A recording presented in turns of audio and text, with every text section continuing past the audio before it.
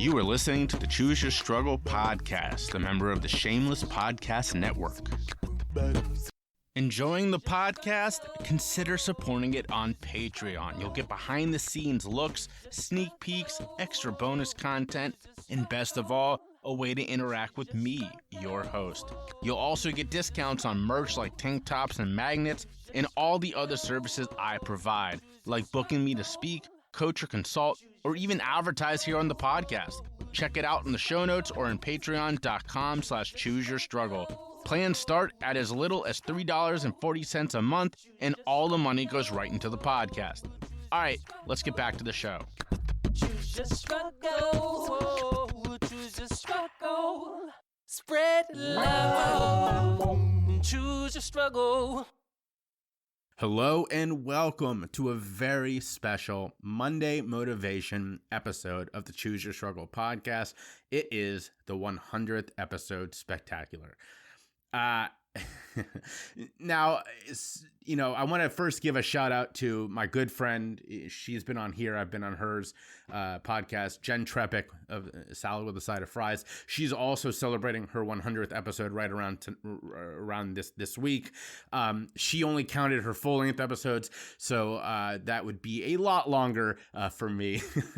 But so I want to give her that shout out before we start. And the other shout out I want to say is to Spark Tabor, who gets a lot of shout outs on this show, but not just for his friendship, which he deserves a shout out for all the time, but also because this podcast wouldn't exist without him. You know, he was the guy who in January of 2020 started his show, Cookies for Breakfast, which I love. And if you haven't checked out yet, go check it out. You can even search and find the multiple episodes I've been on.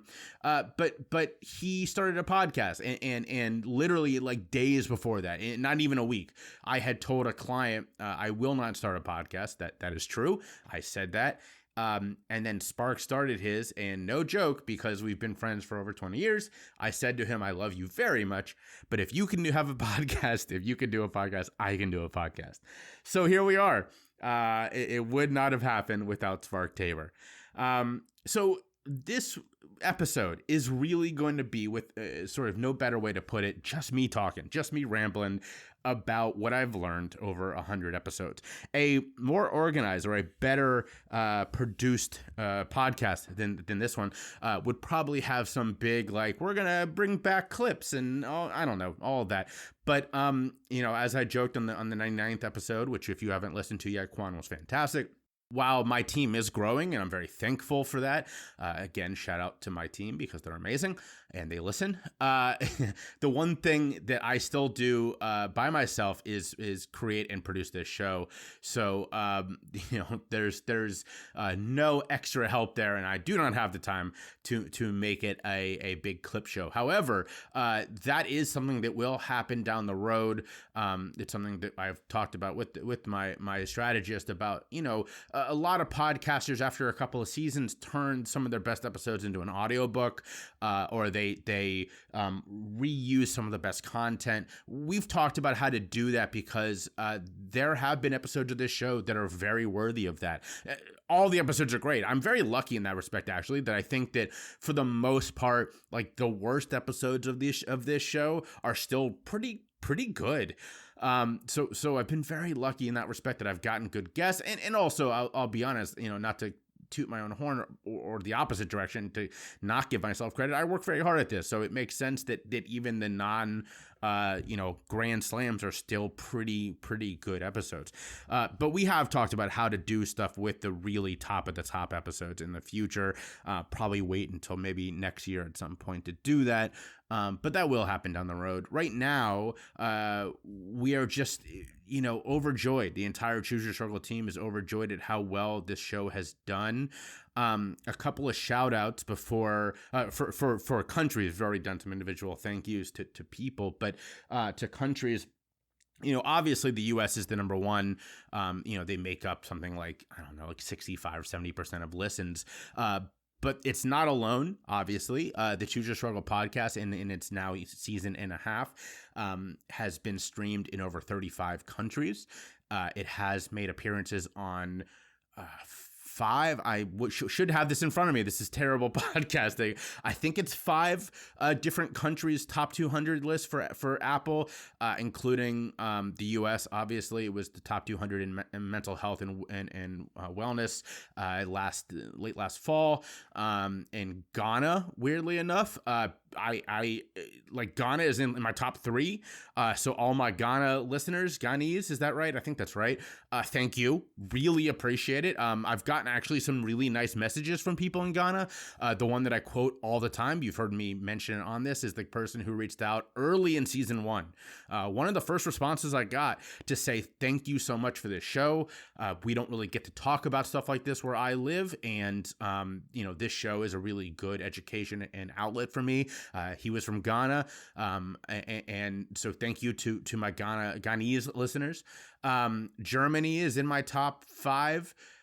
Canada and France are usually in those are my top 5. The Netherlands is like right there at number 6.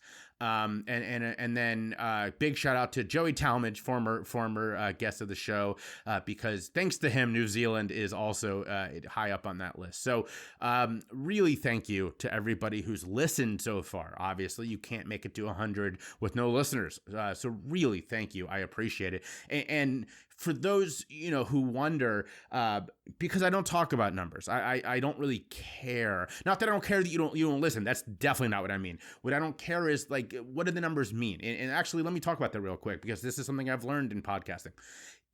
Depending on what platform you use, and for those who don't remember, I use Transistor, which I think is great. Really big shout out to Transistor. They've been so helpful since I switched from Anchor. Transistor is wonderful. But depending on what platform you use or what service you use to count your stats, because I use a couple different ones, sort of more context there. I don't look at the numbers, but Transistor doesn't really show me, top lists. So I use Chartable for that. They count in different ways. And so if someone tells you that they have a certain number of, whether they say streams or downloads, whatever the case is, that's because that's what their service counts. Mine counts downloads. And let me tell you why that's bad real quick.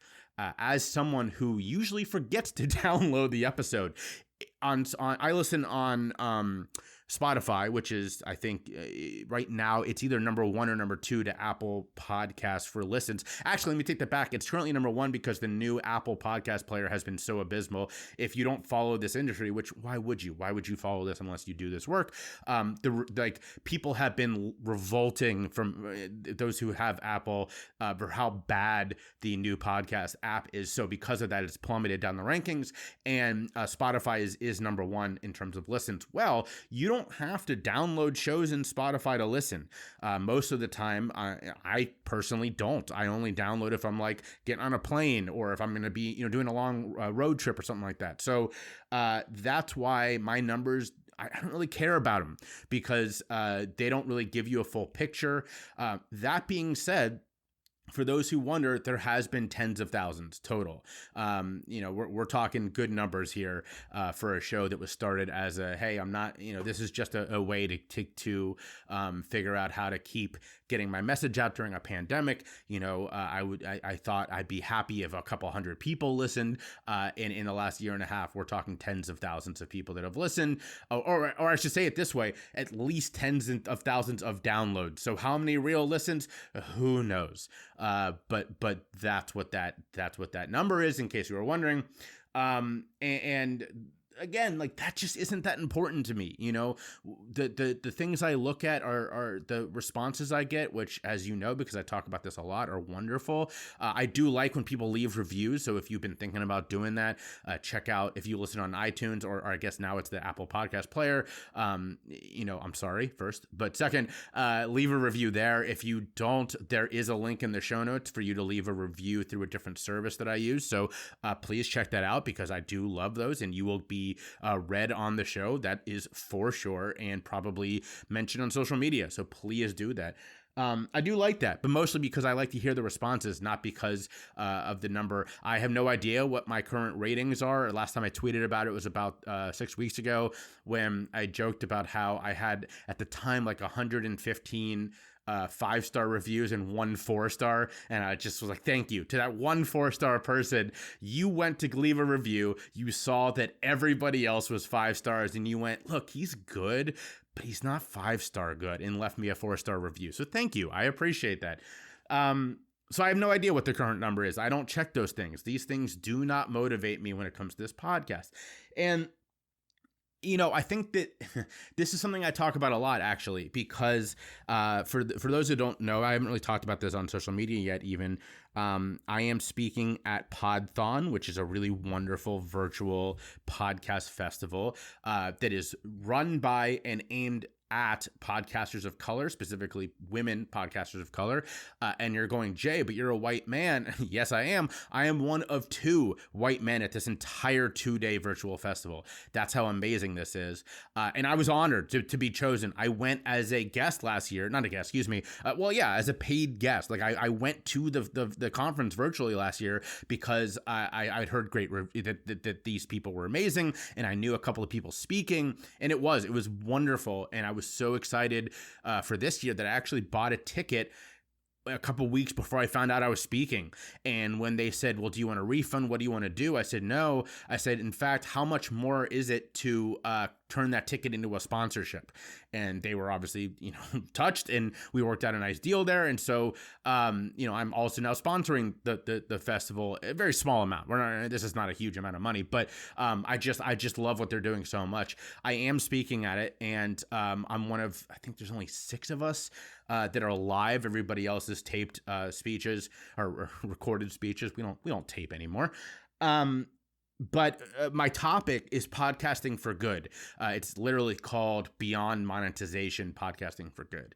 And I speak about that, and I've actually pitched this for a couple other conferences because I go to a lot of these. Now that I'm in this world, I follow a lot of it, the industry stuff. I read a lot of it, and I go to, I'm going in person to the biggest podcast conference in August with a couple other people, other hosts and people that I know. And so many of the sessions are directly about monetization. I mean, I went to one a couple months ago virtually that I think I tweeted about this or I talked about this on the show at the time.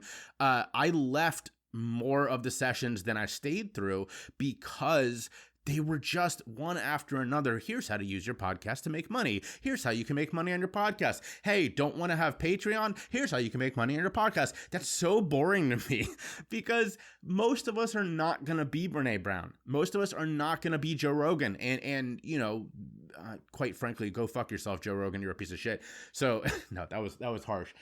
He's just not the greatest. And I don't want to be. Like, that's not my goal with this, right? I don't believe in this idea that everything has to be seen through the lens of how it can make you money. I'm very lucky that Choose Your Struggle is this sort of robust opportunity of different things. And most of it doesn't make money. I know that. And I know that long term, that is something I have to figure out of how do I build a business model off something where like 80% of what I do is not aimed at making money. But I have a good team that is helping me with that. And my vision is much more long-term. And so I don't worry about this. My goals with this show are twofold. And I say these all the time. I'm going to quote my dad here, who likes to brag that the business that he runs, you could wake somebody up at 2 a.m. and they could read the values. That is me with the values of this business. And with this show, which is to end stigma and promote honest and fact-based education around mental health, substance misuse and recovery, and drug use and policy. I say that so often, I can do it like that, just lyrically. It comes out. So, I don't look at this show through the lens of making money. I look at it, is it achieving the goals of helping end stigma and promoting honest and fact-based education? And it is. It's doing both of those things. It is in a way that has allowed me to grow the rest of my business in a really beautiful way. All of I did my second TED event a couple weeks ago. This definitely helped in that respect. But beyond that, it really has helped me connect with people in a way that I find just beautiful. I truly do not take for granted. As I said a couple minutes ago about the guy who wrote me from Ghana, those are the type of messages I get. In a couple weeks, you're going to have a really amazing guest. We're still trying to work out this scheduling here because she's going, well, quite frankly, I mean, she's earned the opportunity to have a tight schedule at the moment, but a young woman who just got through a hospitalization for an eating disorder, we connected because of this podcast, and we've become not friends. I've never met her in person, although I very much appreciate all that she's doing, and I admire this person. I don't know. We don't have a good word for that, right? What is it? A person who we're not texting at 2 p.m, but we're also not acquaintances, and we're also not colleagues. Like what else is in there? That's a word in the English language we need. But a person that I admire, and it's because of this podcast we got connected. There are people, quite frankly, a D Jaffe being on the show recently, who I have looked up to and really sort of do not take for granted the fact that when I started this work back in 2016 or 15, excuse me, and then going into 16. I felt very alone in this world, and his work really helped me feel less alone. And now last week he was on the show, you know what I mean? So this is more important to me as a person than any sort of money that this podcast could produce. That being said, really quickly, I do appreciate all of you who have supported in one way or another. There is still merch available, and my team is working on getting the website updated so you can just buy it straight off the website. This week, actually, big shout out to Bookshop, who has chosen me as their partner of the week. So please go check out the Bookshop link in the show notes, or just go to bookshop.org/shop/CYS. And Roadrunner, who has been an incredible partner. Kyle Blanks, obviously, big shout out to my buddy Kyle, and all the work they do. Please go check out that shop as well, which is also in the show notes. So I do appreciate that because that helps offset some of the cost. But clearly I'm not making money off of this. And the goal of kind of circling back around to what I started to say here, the goal of that speech at PodThumb is to talk about all the good that we can do by ending stigma, building community, all that good stuff through podcasting. And so that is what I've accomplished with this show, and that is the goal as I continue on towards the next 100 episodes, is to keep doing that. This is something I talked about on an interview I was on not long ago, that if I wanted to make money off this show, I could. There are many ways to do it, not just Patreon, which again, a big shout out to my Patreon supporters. I don't give you enough shout out. So again, big shout out to my Patreon supporters. But beyond that, there's a lot I could do. I have people pitching all the time about, well, let's set up an affiliate program and you can talk about it on your show. Like, I don't want to do that with everybody. I used to do that more. I've dropped more sponsors than I currently have, because that's not the goal. That's not what I'm trying to do here. So, please, let me rephrase this. Thank you. That's the that's the word I'm looking for. Thank you for your support. Thank you for allowing me to set other definitions of success and pass those with flying colors. So that's sort of the thoughts on monetization and how I review this show after 100 episodes. Now, more insight sort of into the thinking behind this show and going forward, right? Because that's what we're all thinking about now that the world's opening up again. So, my team is working really hard on finding opportunities for Choose Your Struggle to do the work that we love doing going forward. And what that means is more speaking opportunities.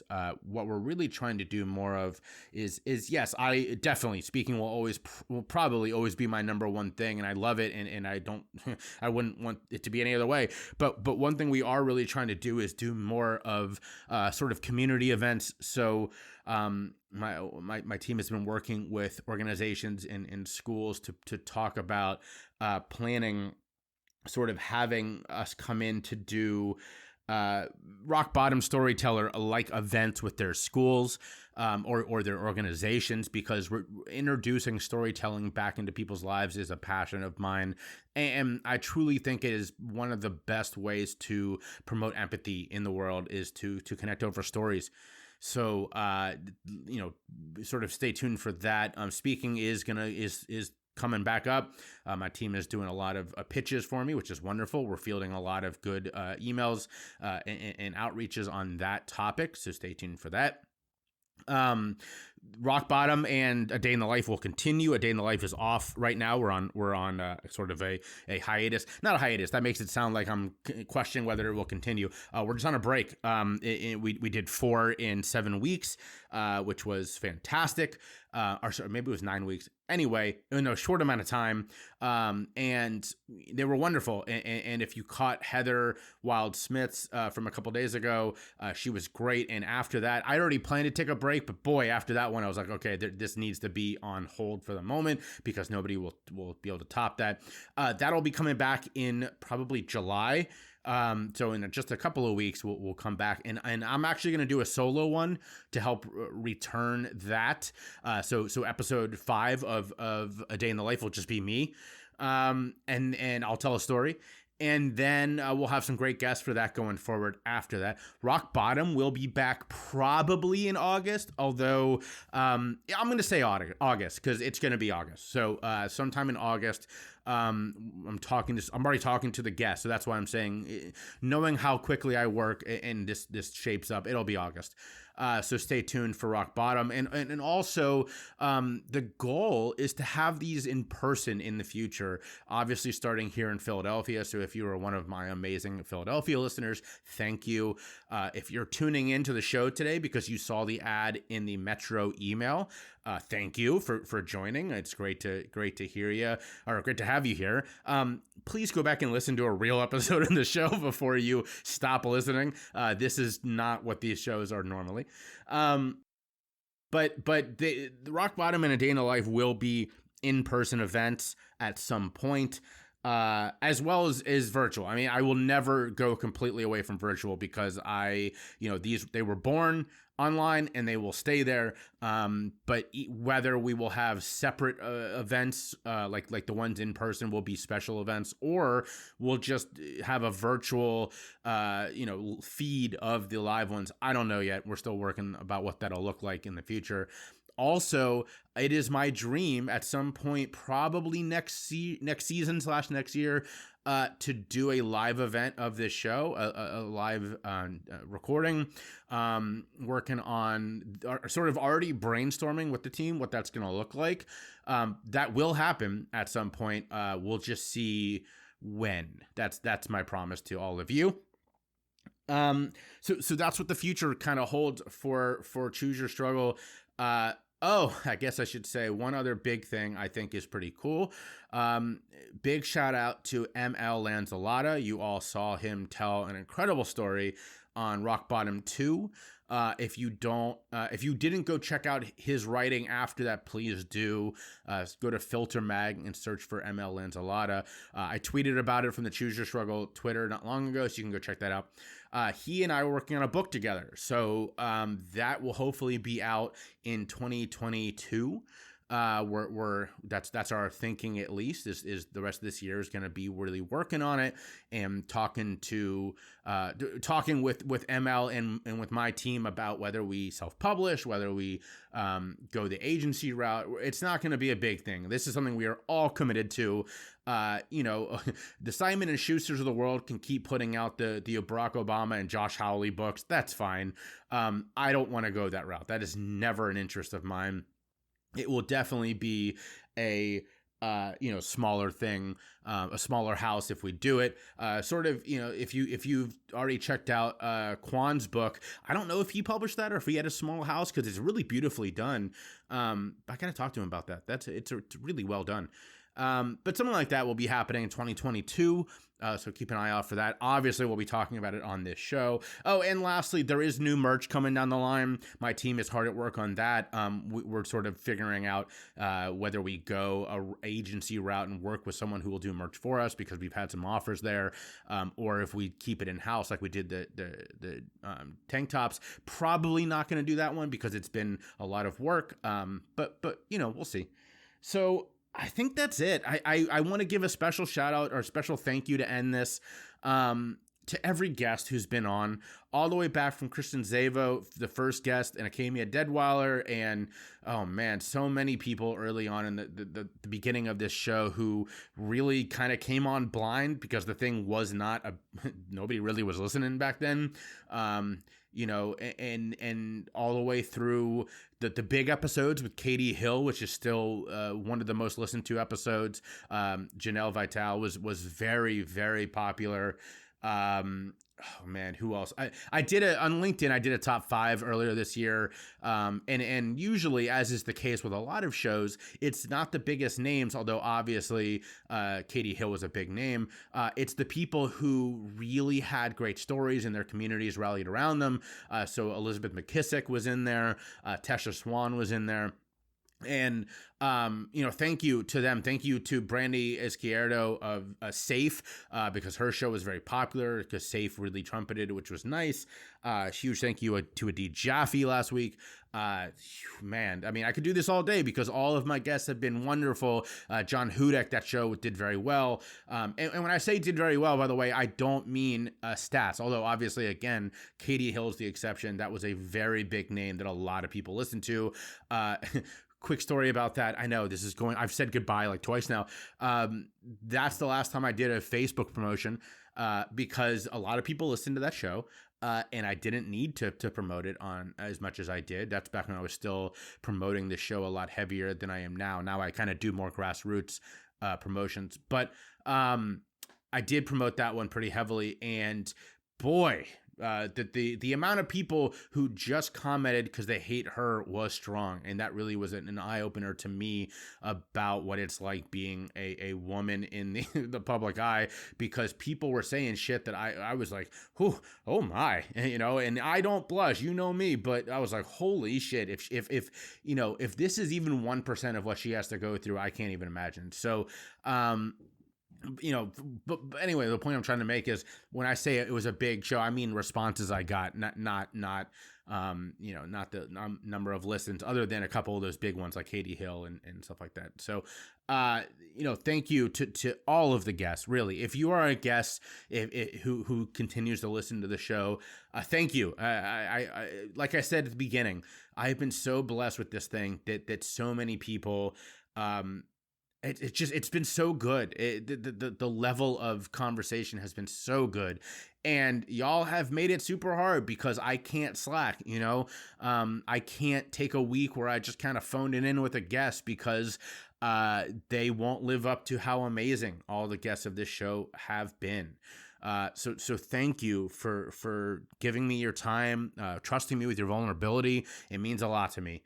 And it means a lot to the listeners because they continue to support this show and make this show what it is. So, all right, I'm going to end it on that. That's a great note to end it on. Thank you, everybody, for 100 episodes. It really means so much to me. Stay tuned for all the amazing stuff coming down the line for Choose Your Struggle. This show is not going anywhere. I promise to keep up with the great content that you've now grown accustomed to and that you love. And I will be here continuing to give you this show week after week. But of course, above all else, as I always end every Friday episode with, I'll end this one because it's the special Monday episode. Be vulnerable, show your empathy, spread your love, and choose your struggle. Happy 100th episode. Thank you all.